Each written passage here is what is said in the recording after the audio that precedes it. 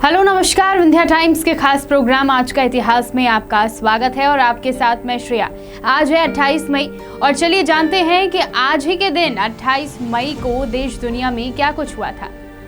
आज ही के दिन 1883 में हिंदुत्ववादी नेता और कवि विनायक दामोदर सावरकर का जन्म हुआ। एक वकील, राजनीतिज्ञ, कवि, लेखक और नाटककार थे सावरकर एक कट्टर तर्क संगत व्यक्ति थे जो सभी धर्मों में रूढ़िवादी विश्वासों का विरोध करते थे।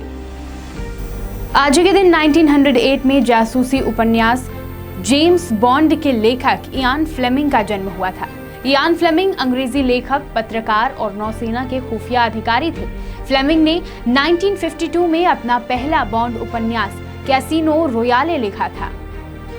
आज के दिन 1923 में दक्षिण भारत के सबसे लोकप्रिय नामों में से एक शुमार नंदमुरी तारक रामाराव का जन्म हुआ था। फिल्मों के अपार सफलता के बाद एनटीआर ने राजनीति का रुख किया और 3 बार आंध्र प्रदेश के मुख्यमंत्री की कुर्सी संभाली। आज के दिन 1934 में कनाडा में ओटारियो में ओलिवा और एल्जायर डिओन के यहाँ 5 बच्चों ने जन्म लिया। इतिहास में यह पहला मौका था जब एक साथ पैदा हुए यह 5 बच्चे जीवित रहे।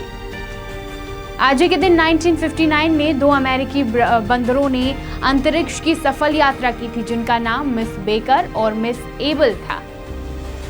आज के दिन 1970 में all India trade union Congress का औपचारिक तौर पर विभाजन हुआ था। आज के दिन 1996 में प्रधानमंत्री अटल बिहारी वाजपेयी ने इस्तीफा दिया। एक मत के चलते बीजेपी बहुमत साबित नहीं कर पाई थी। परिणाम स्वरूप समय से पहले ही बीजेपी के पहले प्रधानमंत्री को इस्तीफा देना पड़ा और सरकार 13 दिन बाद गिर गई थी। आज के दिन 1998 में पाकिस्तान ने पहला परमाणु परीक्षण किया था। आज के दिन 2002 में नेपाल में फिर आपातकाल लगा था और आज ही के दिन 2008 में नेपाल में 240 सालों से चली आ रही राजशाही का अंत हुआ था।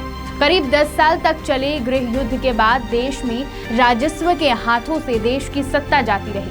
इसके बाद से माओवादी देश की राजनीति की मुख्यधारा से शामिल और आखिरकार 22 मई 2008 को ही नेपाल के वामपंथी दल को चुनाव में जीतने और राजशाही का अंत हुआ।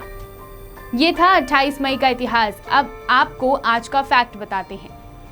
जब आप लंबे समय से एक जगह पर बैठे रहते हैं और एकदम से उठते हैं तो आपकी आंखों के सामने अंधेरा छा जाता है और चक्कर सा आने लगते हैं। ऐसा होता होगा, आप सभी में से कई लोगों के साथ ऐसा हुआ होगा।